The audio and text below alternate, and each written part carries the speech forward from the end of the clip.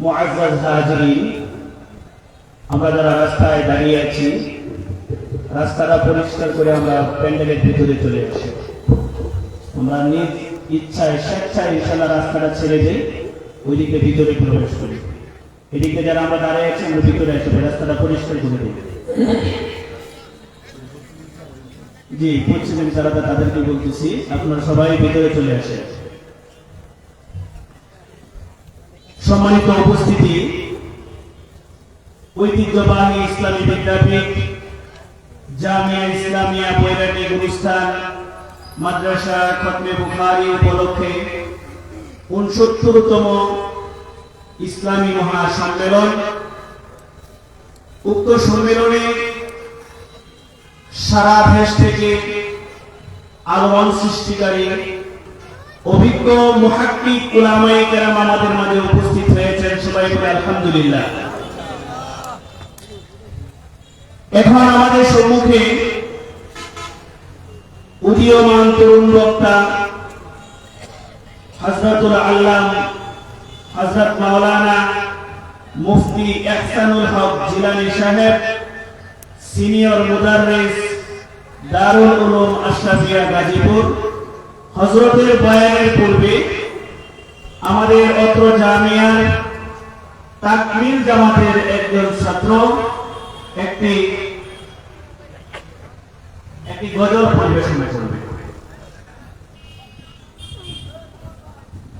আসসালামু আলাইকুম ওয়া রাহমাতুল্লাহি ওয়া বারাকাতুহু। দুনিয়ার মোহে পড়ে কত মুসলমান, নামাজ রোজা সব করিয়া শোনে টিভির গান। ওরা কিসের মুসলমান, ওরা কিসের মুসলমান? কথা ঠিক কিনা বলেন? দুনিয়ার মোহে পড়ে কত মুসলমান, নামাজ রোজা সব করিয়া শোনে টিভির গান। ওরা কিসের মুসলমান, ওরা কিসের মুসলমান? নামাজেরই কইলে কথা দেখায় কত জুমাত, মাথায় ব্যথা পায়ে ব্যথা আবার দেখে গিরাইবা। কথা ঠিক কিনা বলেন? নামাজেরই কইলে কথা দেখায় কত জুমাত, মাথায় ব্যথা পায়ে ব্যথা আবার দেখে গিরাইবা। রঘুসল দিতে নাকি, রঘুসল দিতে নাকি মাথায় লাগে টান। ওরা কিসের মুসলমান, ওরা কিসের মুসলমান? সারা সপ্তাহ মসজিদ গালি নামাজ পড়ার মানুষ নাই, মাশাআল্লাহ শুক্রবারে দেখতে লোকের অভাব নাই। সারা সপ্তাহ মসজিদ গালি নামাজ পড়ার মানুষ নাই, মাশাআল্লাহ শুক্রবারে দেখতে লোকের অভাব নাই। আসলে সবার শেষে, আসলে সবার শেষে রুকুতে পাই ইমাম। ওরা কিসের মুসলমান, ওরা কিসের মুসলমান? দুনিয়ার মধ্যে পড়ে কত মুসলমান, নামাজ রোজা সব করিয়া শোনে টিভির গান। ওরা কিসের মুসলমান, ওরা কিসের মুসলমান? ওয়াজ মাহফিল হলে কোথাও সাজায় যাইতে চায় না মন, রাত্রে জায়গা দেখতে পারে সুন্দরী মেয়ের নাচন। কথা ঠিক না বলেন? ওয়াজ মাহফিল হইলে কোথাও সাজায় যাইতে চায় না মন, রাত্রে জায়গা দেখতে পারে সুন্দরী মেয়ের নাচন। দুরাঙ্গুলার চিপায়াবার, দুরাঙ্গুলার চিপায়াবার ফিরি মারে টান। ওরা কিসের মুসলমান, ওরা কিসের মুসলমান? দুনিয়ার মোহে পড়ে কত মুসলমান, নামাজ রোজা সব করিয়া শোনে টিভির গান। ওরা কিসের মুসলমান, ওরা কিসের মুসলমান? আসসালামু আলাইকুম। আলহামদুলিল্লাহ। সম্মানিত হাজিরিন, আমরা মাহফিলের সৌন্দর্য রক্ষার্থে আমরা এপাশ ওপাশ যারা দাঁড়িয়ে আছি, দাঁড়িয়ে না থেকে প্যান্ডেলের ভিতরে আমরা চলে আসি। মুআজ্জাজ হাজিরিন, এখন আমাদের সম্মুখে কোরআন এবং হাদিসের আলোচনা নিয়ে আসছেন হযরতুল আল্লাম হযরত মাওলানা মুফতি ইহসানুল হক জিলানী সাহেব। হযরতকে ওনার গুরুত্বপূর্ণ তাকরীর পেশ করার জন্য সবিনয় অনুরোধ জ্ঞাপন করছি। আসসালামু আলাইকুম ওয়া রাহমাতুল্লাহি ওয়া বারাকাতুহু। আলহামদুলিল্লাহ الحمد لله نحمده ونستعينه ونستغفره ونؤمن به ونتوكل عليه ونعوذ بالله من شرور أنفسنا ومن سيئات أعمالنا من يهده الله فلا مضل له ومن يضلله فلا هادي له ونشهد أن لا إله إلا الله وحده لا شريك له ونشهد أن سيدنا وسندنا وحبيبنا ومولانا محمدا عبده ورسوله الذي أرسل إلى كافة الناس بشيرا ونذيرا وداعيا إلى الله بإذنه وسراجا وقمرا منيرا أما بعد فأعوذ بالله من الشيطان الرجيم بسم الله الرحمن الرحيم والسماء ذات البروج واليوم الموعود وشاهد ومشهود قتل أصحاب الأخدود النار ذات الوقود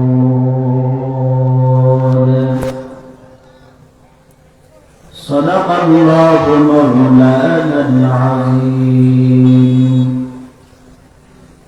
وقال سيد الأنام صلى الله عليه وسلم الدنيا سجن للمؤمن وجنة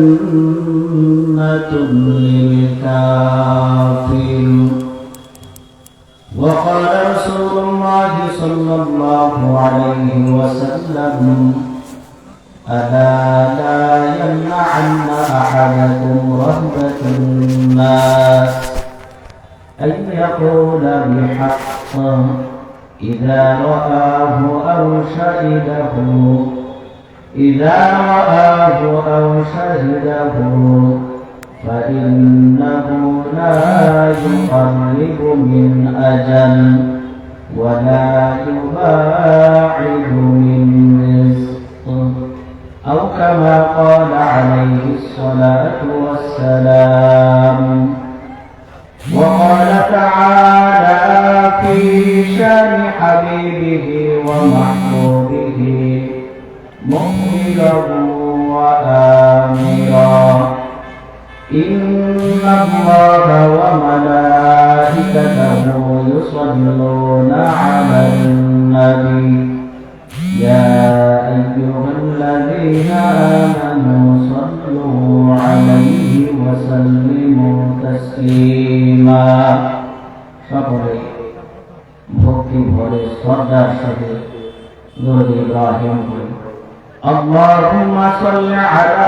محمد وعلى آل محمد كما صليت على إبراهيم وعلى آل إبراهيم إنك حميد مجيد اللهم بارك على محمد وعلى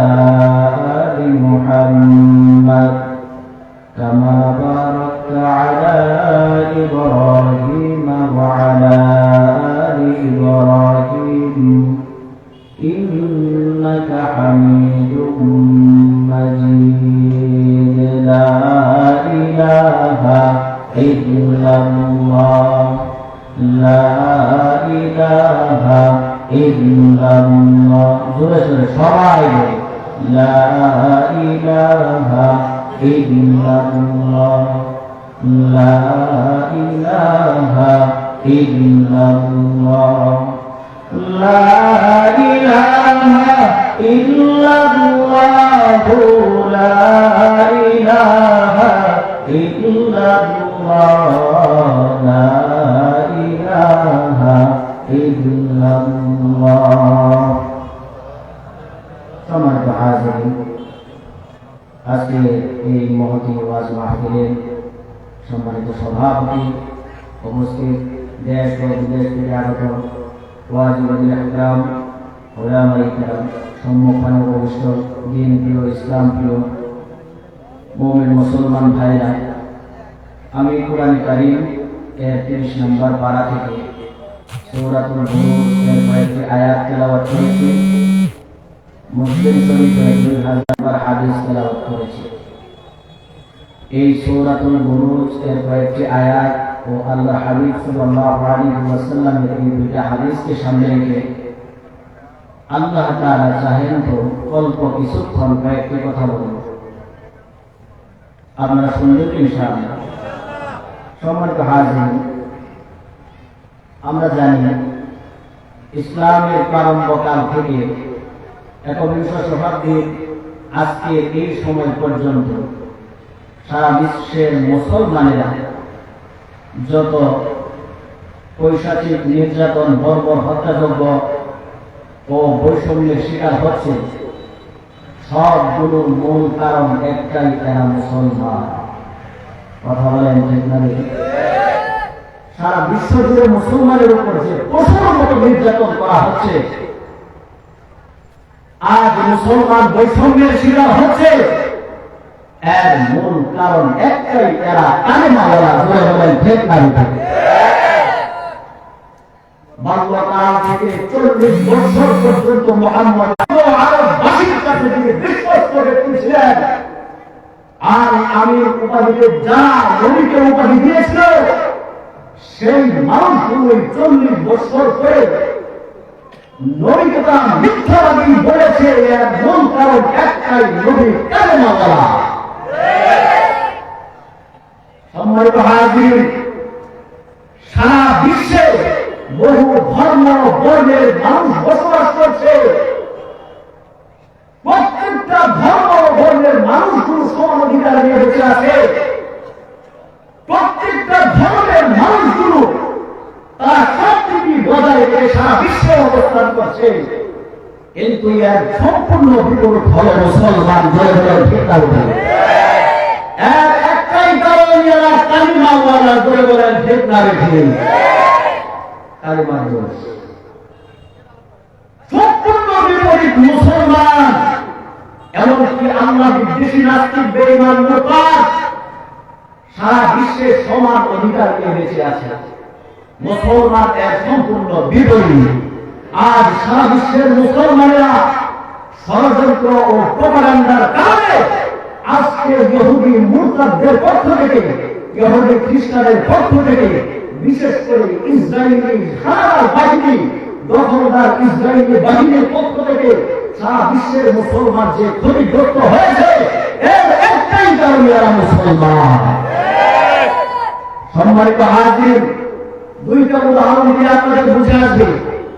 1 নম্বর উদাহরণ, আপনারা জানেন আমেরিকার পেন্টাগনে যখন হামলা হয়, মার্কিন যুক্তরাষ্ট্র সহকারী পশ্চিমা দেশগুলো যে সকল সারা বিশ্বের থেকে যে সকল দেশগুলোকে তারা সন্ত্রাসী হিসেবে আখ্যায়িত করেছিল, চিহ্নিত করেছিল, ওই সকল দেশগুলির মধ্যে অন্যতম ছিল উত্তর কোরিয়া। বলেন ভেতরে তারা উত্তর কোরিয়ার বিরুদ্ধে ওই সময় থেকে আজ পর্যন্ত বিভিন্ন সময়ে হাত ঘাট দিয়েছে। কিন্তু বাস্তব রূপ পেটা হলো তারা আজ পর্যন্ত উত্তর কোরিয়ার উপর সশরীরে কোনো হামলা চালায় নাই। এর একটাই কারণ, তাদের স্বজাতি ভাই। কিন্তু এর ভিতরে মুসলমানের দিকে তাকিয়ে দেখেন, আজকে ফিলিস্তিনের মুসলমান, আজকে কাশ্মীরের মুসলমান, মিশর, সিরিয়া সরকারে আরামের মুসলমান, চেস্টিয়ার মুসলমান, এদের দিকে তাকিয়ে দেখেন। আফগানিস্তানের দিকে তাকায় দেখেন, দীর্ঘ 9 বছর পর্যন্ত ওই হামলাকে কেন্দ্র করে আফগানিস্তানকে একেবারে ধ্বংসস্তূপে পরিণত করে দিয়েছে। কিন্তু সন্ত্রাসী হিসেবে চিহ্নিত ছিল উত্তর কোরিয়ায়, তাদের উপর আজ পর্যন্ত সশস্ত্র কোনো হামলা হয় নাই, শুধুমাত্র মুখে হামলা। কিন্তু আফগানিস্তানকে ওরা ধ্বংসস্তূপে পরিণত করে দিয়ে চলে গেছে নিজ এলাকায়, নিজ দেশে। এর একটাই কারণ, যারা মুসলমান। আর উত্তর কোরিয়ার উপর এখন পর্যন্ত কোনো হামলা হয় নাই, একটাই কারণ, তাদের সজাতি রায় জুড়ে বলেন ঠিক না? সম্মানিত হাজির, আরেকটা উদাহরণ দিয়ে আপনাদের আরো বুঝে আসি। আপনারা জানেন দক্ষিণ সুদান এবং উত্তর পূর্ব তিমুর যখন ইন্দোনেশিয়া থেকে স্বাধীনতার দাবি করে, পূর্ব তিমুর ইন্দোনেশিয়া থেকে দক্ষিণ সুদান থেকে যখন স্বাধীনতার দাবি করে, বেশি দিন নয়, অল্প কিছুদিন মাত্র সংগ্রাম এবং আন্দোলন করে মার্কিন যুক্তরাষ্ট্র সহ জাতিসংঘের ওই জাতিসংঘের উপরে এবং চাপ প্রয়োগ করে পরিশেষ ফলাফল হলো জাতিসংঘ মার্কিন যুক্তরাষ্ট্র সহ পশ্চিম দেশগুলোর লাল কুকুরগুলোর উপর মাথার উপরে এই দুইটা অঞ্চলকে স্বাধীন ঘোষণা করে দেয়। কিন্তু এর বিরোধী সম্পূর্ণ মুসলমান। আজকে কাশ্মীরের দিকে তাকিয়ে দেখেন, ফিলিস্তিনের দিকে তাকিয়ে দেখেন, কাশ্মীরের মুসলমানেরা, ফিলিস্তিনের মুসলমানেরা ওই শতাব্দীর বেশি সময় ধরে তারা স্বাধীনতা করতে করতে হাজারো মুসলমানের প্রাণ চলে গেছে।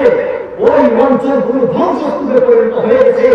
জাতিসংঘ, মার্কিন যুক্তরাষ্ট্র, পশ্চিমা বিশ্বের আফগানিস্তান, ফিলিস্তিন, কাশ্মীরের পক্ষে দুই একটা কথা বলা তো দূরের কথা, এর বিপরীতে ভারত ও ইসরায়েলের দাবি করে ঝগড়া করে ধোঁকা দেয়। একটাই কারণ, এরা মুসলমান। একটাই কারণ, এরা মুসলমান।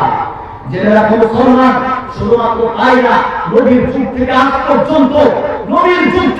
পর্যন্ত মুসলমান যত পৈশাচিক নির্যাতনের শিকার হয়েছে, এর একটাই কারণ, কালেমা। আমরা এক আল্লাহর বিশ্বাসী, আমরা মুহাম্মদুর রাসূলুল্লাহর উম্মত, আমরা খোদার বান্দা, আমরা খোদার মুহাব্বতের বান্দা। জোরে বলেন ঠিক কি? সম্মানিত হাজির, শুধুমাত্র তাই নয়, আপনারা জানেন এটা তো কোনো ইহুদি কর্তৃক, খ্রিস্টান কর্তৃক মুসলমানের উপর নির্যাতনের সামান্য একটা রূপে হাত। সম্মানিত হাজির, এটা দিনকে আমরা বুঝাতে পারি, কোনো না কোনো একটা সান্ত্বনা আমরা দিতে পারি। ইহুদি খ্রিস্টান সম্পর্কে আমার মালিক বলেছেন, সরাসরি ঘোষণা দিয়েছেন, এরা হলো তোমাদের শত্রু, সুতরাং শত্রু আমার উপর জুলুম নির্যাতন করবে, এটাই স্বাভাবিক। কিন্তু বর্তমান বিশ্বে মুসলমান শাসিত এলাকাগুলো, মুসলমান রাষ্ট্র প্রধানের দেশগুলো যখন মুসলমান 90% মুসলমানের দেশে যখন মুসলমানের উপর নির্যাতন করে, বিশেষ করে এই মুসলমানদের মধ্য থেকে, এই উম্মতের মধ্য থেকে, উম্মতের রাহবার ওয়াজিবুল ইহতিরাম ওলামায়ে কেরামকে যখন বিভিন্ন ষড়যন্ত্র প্রপাগান্ডার মাধ্যমে জেলখানার 14 শিখের ভিতরে ঢুকিয়ে জুলুম নির্যাতন করা হয়, তখন এই প্রশ্ন আপনি কোথায় রাখবেন? সম্মানিত হাজির, আপনারা জানেন রাসূলের যুগ থেকে আজ পর্যন্ত মুসলমান একের পর এক জুলুমের নির্যাতনের শিকার হচ্ছে বলে বলেন ঠিক না? সম্মানিত হাজির, আমরা জানি আল্লাহ রাব্বুল আলামিন এক আয়াতের মধ্যে বলেন, তোমাদের উপর যত জুলুম নির্যাতন হোক না কেন, জেনে রাখবো সব তোমাদের উপর পরীক্ষা। আমি তোমাদেরকে পরীক্ষা করে তারপরে তোমাদেরকে উন্নতি দান করবো। এই জন্য আমি আল্লাহ কাফের, মুশরিক, বেঈমান এবং মুসলমানের পক্ষ থেকে কখনো কখনো তোমাদের উপর নির্যাতন চালাবো, নির্যাতনের দিয়া তারপরে তোমাদেরকে পরীক্ষা করবো। সম্মানিত হাজির, আজকে 90% মুসলমানের এই দেশে ওলামায়ে কেরামকে বিভিন্নভাবে ষড়যন্ত্রের শিকারের মধ্যে ফেলে, প্রপাগান্ডার মধ্যে ফেলে ওলামায়ে কেরাম আজ দেশে বন্ধু। আর যে সকল চাউচুর বঞ্চন কর্মন্তরা রাষ্ট্রের উচ্চ পর্যায়ে বসে সুইস ব্যাংকে আমার আপনার অনেক টাকা দিয়ে একত্রিত করছে। সম্মানিত হাজির, আপনারা দেখেছেন কিছুদিন আগে 90% মুসলমানের এই দেশে ওলামায়ে কেরাম স্বাধীনভাবে একটা কথা বলতে পারে না।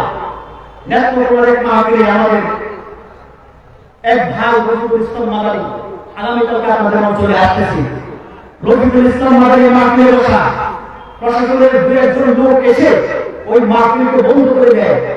আমাদের ওই আলেম তিনি বললেন যে আমাকে দোয়া করতে দেন, আমি দোয়া করে শেষ করে দিচ্ছি। সম্মানিত হাজির, ওই বক্তাকে ওই আলেমকে দোয়াটা পর্যন্ত করতে দেওয়া হয় নাই, মাইকটাকে সামনে থেকে নিয়ে সামনে চলে দেওয়া হয়েছে। সম্মানিত হাজির, আমরা জানি কিছুদিন আগে স্বরাষ্ট্রমন্ত্রী আমাদেরকে ঘোষণা দিয়েছেন, ওলামায়ে কেরামের সাথে এক বৈঠকে সুস্পষ্ট করে তিনি বলেছেন উপরের পক্ষ থেকে উপর থেকে মাহফিল বন্ধ করা বা নির্দিষ্ট কোনো বক্তাকে নিষেধাজ্ঞা জারি করা উপর থেকে কোনো এরকম নির্দেশনা নাই। তাহলে আমাদের প্রশ্ন হলো এগুলি কেন করছে? মাহফিল বন্ধ কে করছে? ওলামায়ে কেরামকে বাধা কে দিচ্ছে? ওলামায়ে কেরামকে এই দেশের বিভিন্ন অঞ্চল থেকে নিষেধাজ্ঞা জারি কারা করছে? এই দেশের 72 কোটি মুসলমানের দিনে দাঁড়িয়ে এদেরকে চিহ্নিত করে অতি শীঘ্র এদেরকে শাস্তি আনতে হবে, নয়তো আমরা সেই শাস্তি সাব্যস্ত করতে আমার গায়ের মধ্যে বাধ্য হবো।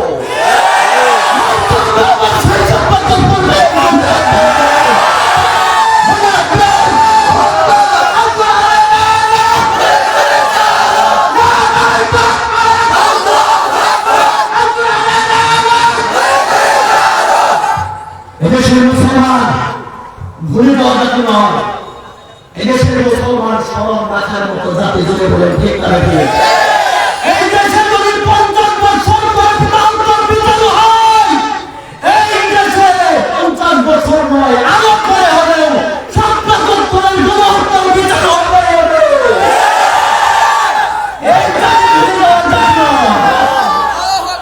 সম্মানিত হাজির, আমাদেরকে যারা আজ রাষ্ট্রের প্রধান কার্যালয়ে থাকার কথা ছিল, এদেরকে ষড়যন্ত্র করে প্রপাগান্ডার মাধ্যমে জেলের 14 শিখের ভিতরে পচিয়ে মারা হচ্ছে, জুলুম নির্যাতনের স্কিমগুলো জারি করে দেওয়া হচ্ছে। আমরা আজকে এই মাহফিল থেকে ঘোষণা করতে চাই, অতি শীঘ্রই আমাদের কাজ, আমাদের উলামায়ে কেরামকে যদি আমাদের সঙ্গে ফিরিয়ে দেওয়া না হয়, আমাদের এই দেশে আন্দোলন হবে।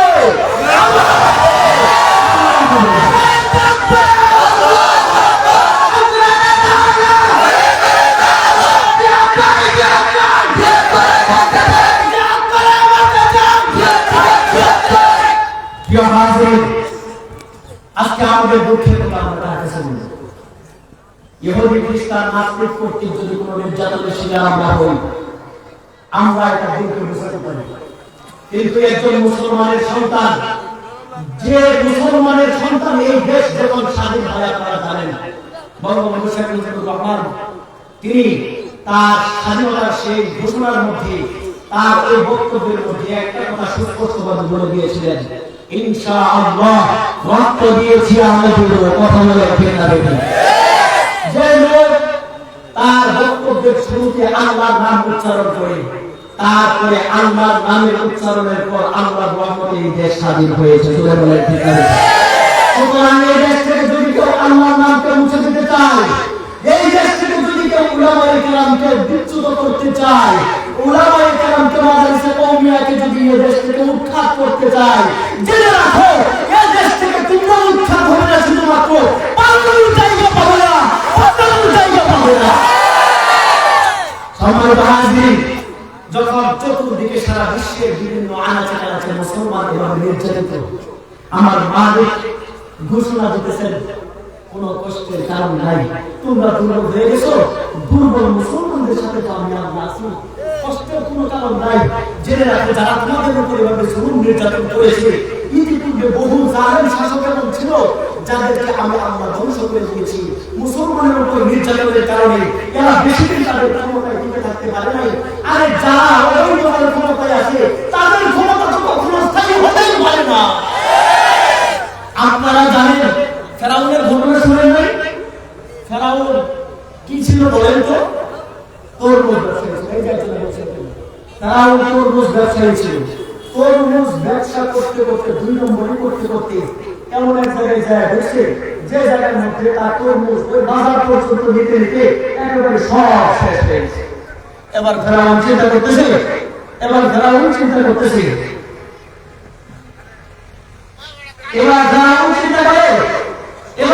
চিন্তা করে কি ব্যাপার, এমন একটা দেশে আসছি যে দেশে মুখে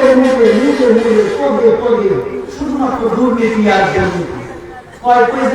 অমুক জায়গায় যাবে, অমুক জায়গায় যাবে।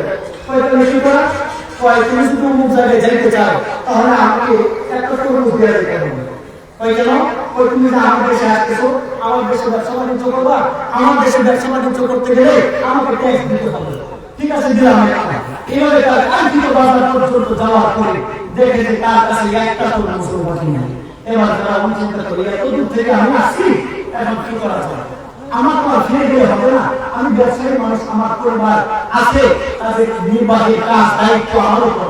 সুতরাং আমাকে একটা না একটা কৌশল অবলম্বন করতেই হবে। কি করা যায়? হঠাৎ দেখে যে ওই মিশরের এক অঞ্চলে এক গুরুস্থানের মধ্যে সরকারি গুরুস্থানের মধ্যে এক লোক বসে বসে মুর্দার জন্য ট্যাক্স তুলতেছে। কি তুলতেছে? মুর্দার জন্য ট্যাক্স তুলবে। পাপ ধরে তারা চিন্তা করে এই দেশের মধ্যে যে দুর্নীতি, এই দেশের লোকেরা যে দুর্নীতি করে, এই লোকেরা সবাই এখানে যদি আমি বসি তাহলে আমার এই দেশের মধ্যে বড় লোক হওয়ার খুব সহজ। মুদ্রার ট্যাক্স দিয়ে তারা এভাবে বিভিন্ন ভাবে রাষ্ট্রীয় একজন মন্ত্রী মারা যায়। রাষ্ট্রীয় মন্ত্রী মারা যাওয়ার পরে ওই মন্ত্রীকে যখন পুরস্কারে দাফন করার জন্য নিয়ে যাওয়া হয়, কয় টাকা দেয়? ওই কে তুমি? ওই আমি এখানে ট্যাক্স করি। ওই এই উনিকে ছিল, ওই চিনার দরকার নাই, আমি ট্যাক্স দিলে আমাকে টাকা দাও। টাকা দিছে, লাস্ট জমিনের উপরে রাইখে বাড়াবাড়ি করে না, টাকা দিয়ে গেছে। তারপরে প্রধানমন্ত্রী বলে যে লোকটা গুরুস্থানে ওইরকম ট্যাক্স তুলছিল, সরকারি একজন মন্ত্রীর কাছ থেকেও সে ট্যাক্স নিছে, তাকেও ছাড় দেয় নাই। ওই লোকটাকে নিয়ে আসে বিভিন্ন ভাবে ছলে বলে কৌশলে ওই লোকটা যখন মারা গেল, ফেরাউন তার পরবর্তী প্রধানমন্ত্রী হয়ে গেল। ফেরাউনের এই ঘটনা দ্বারা আমরা কি বুঝলাম? ফেরাউনের এই ঘটনা দ্বারা আমরা কতটুকু বুঝতে পারলাম? যারা ফেরাউনের এই ঘটনা দ্বারা আমরা কি বুঝলাম? যারা মানুষের উপর জুলুম নির্যাতন অবৈধভাবে টাকা পয়সা কামাইতে গিয়ে রাষ্ট্রের সম্পদকে যারা জনগণের উপার্জিত সম্পদকে যারা বিদেশে পাচার করে দিবে, দেশের মানুষ সরকারের মধ্যে পড়ে যাবে, এই সমস্ত জালেমদের পরিণতি ফেরাউনের মতোই হবে করে বলে ঠিক আছে। আমাদের আজকে সারা বিশ্বের বিভিন্ন আনাচে কানাচে যখন মুসলমান এভাবে নির্যাতিত, আল্লাহ আমাদেরকে শান্তি দেন। মালিক বলেন কষ্ট পাওয়ার কোনো কিছু নাই, কষ্ট পাই না আমার বান্দারা। আমি তোমাদেরকে একটা ঘটনা শোনাই, ওই ঘটনা শোনার পরেও যদি তোমাদের দিলে কষ্ট লাগে তাহলে তোমাদের কষ্টটা অনেক বেশি, কিন্তু কষ্ট লাগবে না। আমি আল্লাহ ওয়াদা দিতেছি, আমি আল্লাহ কসম করতেছি, তোমাদের পূর্ববর্তী যাদের বাচ্চারা যারা ছিল, যারা জনগণের নির্যাতন করেছে, তাদের পরিবর্তে আমরা কি করছি? একটু একটা ঘটনা শুনো। আমার মালিক তারপরে আমাদেরকে সান্ত্বনা দেওয়ার জন্য সূরাতুল বুরুজ নাযিল করে দিয়েছেন।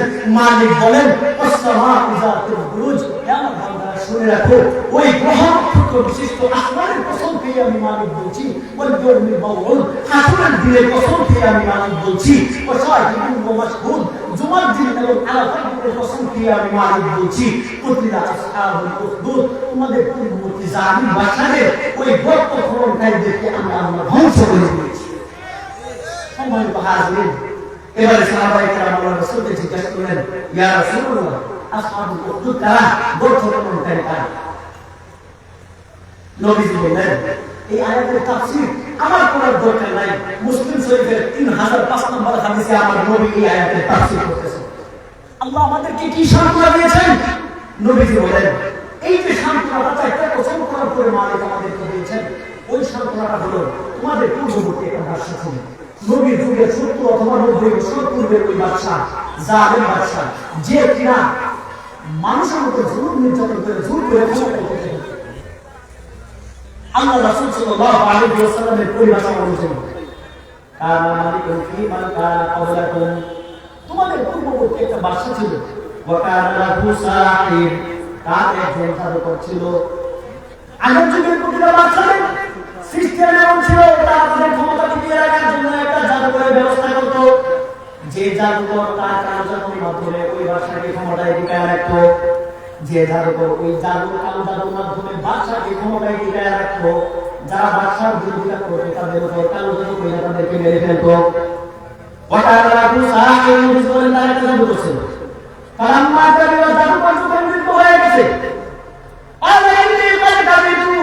এবার জাদুকর বাদশা, এতদিন পর্যন্ত আমি আপনার পক্ষপাতিত্ব করেছি, জাদু করেছি, এমনি কাবিরা তোমার তো বৃদ্ধ হয়ে গেছি, فلما كبر قال إني قد كبرت فبعث إلي غلاما أعلمه السحر বাদশাহ আমার কাছে একটা যুবক পাঠিয়ে দেন যে যুবককে আমি জাদুবিদ্যা শিক্ষা দিয়ে যাব ওই যুবক আমার পরবর্তী আপনাকে জাদু শিক্ষা দিবে আপনার পক্ষ হয়ে আলোচনা করবে فبعث إليه غلاما নবীজি বলেন ওই বাদশাহ জাদু করে কথা শুনলে একটা যুবককে পাঠিয়ে দিল জাদু করে কাছে ইউআল্লিমুহু যে জাদু করে যুবক তাকে তার বিদ্যা শিক্ষা দিবে ওয়াকানা ইযা সারাকা ফি তরিকিহি রাহিবুন এই গোলাম এই যুবক যখন জাদু করে বাড়িতে আসা যাওয়া করতো জাদু করে বাড়িতে আসা যাওয়া করে জাদু বিদ্যা শিখতেছে প্রতিদিন যায় মক্তবের মতো আর কি বুঝলেন না মক্তবের মতো প্রতিদিন যায় সম্মানিত হাজিরিন ওয়াকানা ইযা সারাকা ফি তরিকিহি রাহিবুন প্রতিমধ্যে একটা ইহুদি পণ্ডিত ছিল ওই যুগের বড় আলেম ছিল ফাআলা ইলাইহি তার কাছে যায় বসতো ওয়াসামিআ কালামাহু তার কথা শুনতো ফাআরবাহু তার কথা বুঝিস না অনেক ভালো লাগছে এখন তো প্রতিদিন যায় আর প্রতিদিন বসে ফাইজা আসাকিরা রব্বিল ওয়াহিদ এই যুবক যখন জাদুকরের কাছে যায় তোমার রব্বিল ওয়াহিদ সে ওই ইহুদি পণ্ডিতের কাছে অতিক্রম করতো ফাআলা ইলাইহি তার কাছে যায় বসতো ফাইজা আসাকিরা রব্বিল আবার যখন ওই জাদুকরের কাছে যাইতো জাদুবিদ্যা শিক্ষার জন্য জাদুকর তাকে প্রহার করতো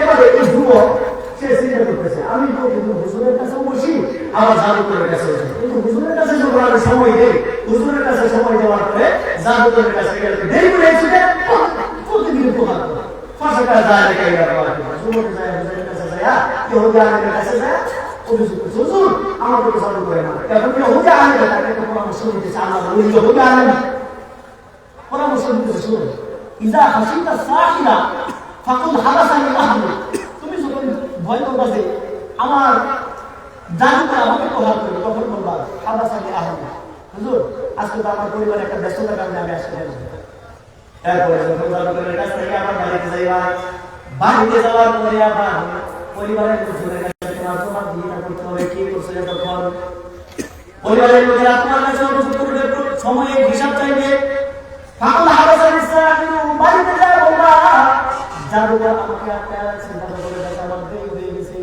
সবাই দাঁড়াও ওয়া আলা যালিকা লম্বা হাদিস মুসলিম শরীফের 35 নম্বর হাদিস এরা তো ধরে হাদিস পর্যন্ত মাদ্রাসা আপনারা দেখে নিতে পারেন সবাই না ওয়া আলা যালিকা এভাবে দিন চলতেছে যুবক মার খায় জাদু শিক্ষা করে আমাদের শিক্ষা করে হঠাৎ একদিন ইজ আতা আলা দাব্বাতিন আযীমাতিন যুবক যখন রাস্তা দিয়ে চলতেছে জাদুকরের বাড়িতে যাবে রাস্তার মধ্যে একটা বিশাল জন্তু আয়া হাজির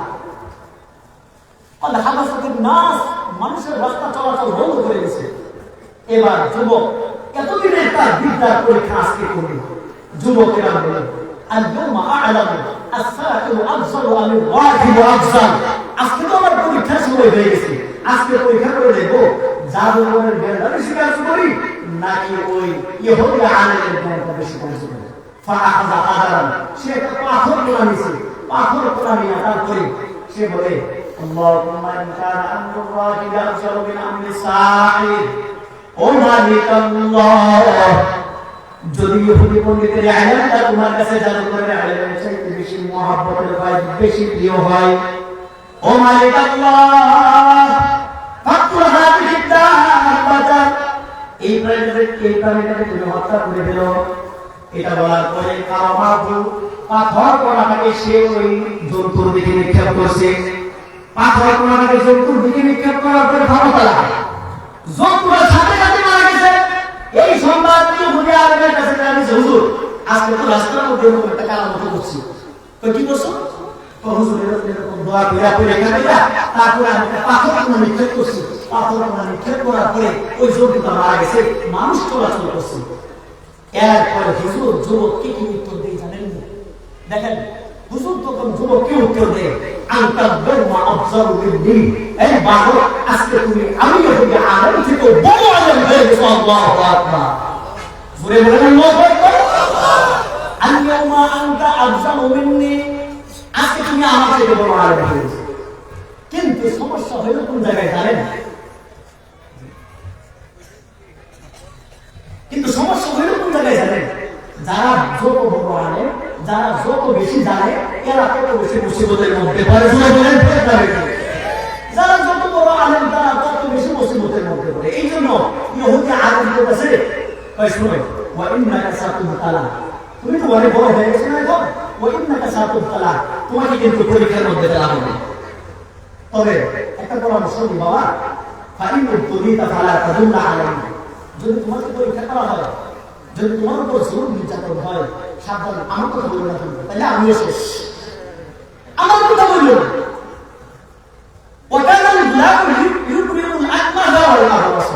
এই যুবকটা সে বিদ্যা শিখতে শিখতে জন্মান্ধ, বুয়া এগুলি চিকিৎসা করছে। সে চিকিৎসা করলে জন্মান্ধ, চোখের যুগ ফিরে পেত। ওই তৎকালীন যুগের বাদশার যে মন্ত্রী ছিল, মন্ত্রী অন্ধ ছিল, সে শুনছে যে একটা যুবকের আবির্ভাব হয়েছে এরকম।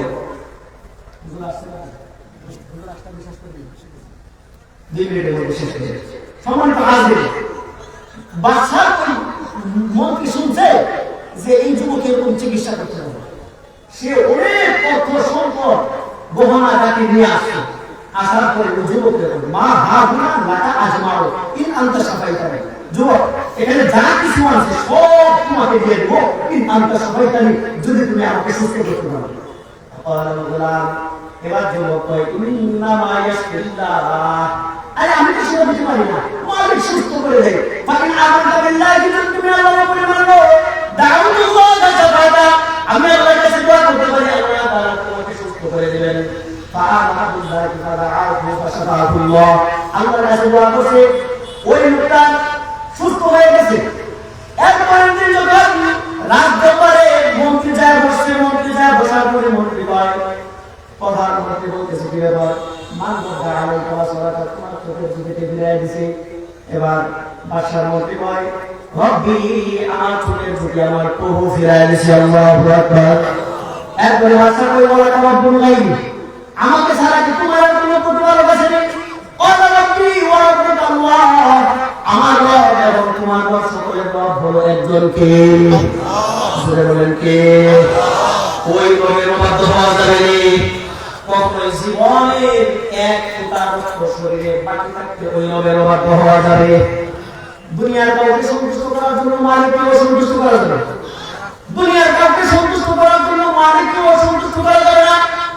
3 মিনিট শরীফে 2191 নম্বর হাদিস সামনে তেলাওয়াত করেছেন, নবী বলেন, আলা লা ইয়ামনা'আন্না আহাদাকুম রাহমাতুন নাসি আন ইয়াকুলা বিহাক্কিন ইযা রাআহু আও শাহিদাহু ফাইন্নাহু লা ইউকাদ্দিমু মিন আজালিন ওয়া লা ইউবাহি বিল রিজকিন। নবী বলেন, সাবধান সাবধান, মানুষের কোনো ভয় যেন তোমাদেরকে হক কথা বলতে বিরত না রাখে। মানুষের ভয়ে যেন তুমি হক কথা থেকে বিরত না রাখে। নবী জিনা সামনে কি বলবো, আমাদেরকে যদি মাইরা দাও তাহলে এই যে পাইটা দেই মাইরা দাও, নবী আমার করতে যাবে না। এই মাদ্রাসা ছাত্ররা আছে, শত শত আলেম এখানে আছে, ইংরেজি শরীফ 2191 নাম্বার হাদিসে এখন দেখতে পাবেন। নবীজি বলেন, আলা আন্না আহাদাকুম রাহমাতুন নাস, কোন মানুষের ভয় যেন তোমাদেরকে হক কথা বলা থেকে বিরত রাখতে না পারে। কেন কেন জানো? নবীজি বলেন, ফাইন্নাহু লা ইউবাহি মিন আজালিন, তোমার মৃত্যু যদি 50 বছর পরে হয়, কোন মানুষের ভয় তোমার মৃত্যু এখন আনতে পারবে না, পারবে না। ওয়ালা ইউবাহি বিল রিজকিন, আমার নবী বলেন, কোন মানুষের ভয়ের কারণে যদি তুমি হক কথা বলা থেকে বিরত থাকো আর মনে করে তোমার পকেটে একটা বান্দি রাখবে, আমি যদি কসম করে বললাম ওই বান্দি তোমার পকেটে যাবে না, পকেট পর্যন্ত তৈরি করবে। নবীজি রাখে আমাদের কিছু বলেন না। ওয়া দাওয়ানা আলহামদুলিল্লাহি রাব্বিল আলামিন। দোয়া চাই, দোয়া করবেন সকলের কাছে। আসসালামু আলাইকুম ওয়া রাহমাতুল্লাহ।